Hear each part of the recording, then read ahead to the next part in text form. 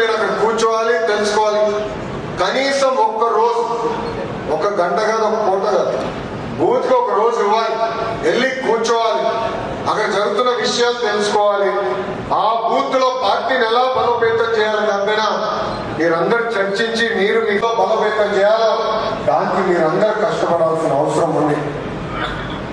దేశంలో ఎన్నో ప్రాంతీయ పార్టీలు ఉన్నాయి, కానీ సంస్థగత నిర్మాణంలో తెలుగుదేశం పార్టీ ఉన్నంత విధంగా లోపం ఉండడం.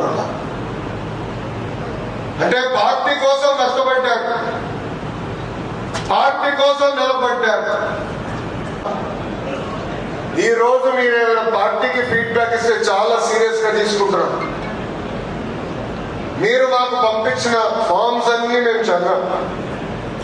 దాని తర్వాతనే ఇక్కడ వర్క్ షాప్ ఏర్పాటు చేసి వేదిక ఉన్న సీనియర్ అందరితో పార్టీ యొక్క కార్యక్రమం ఇస్తే తిరుగుతున్నారు లేదని మీరు మానిటర్ చేయాలి.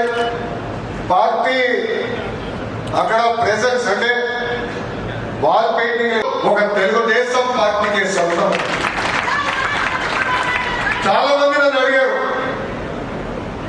ప్రాంతీయ పార్టీలతో మాట్లాడారు, మీరు సంస్కృత నిర్మాణం చేస్తారు, సభ్యత నిర్మాణం పార్టీని బలోపేతం చేయాలి, మా రక్తంలోనే ఉంటుంది.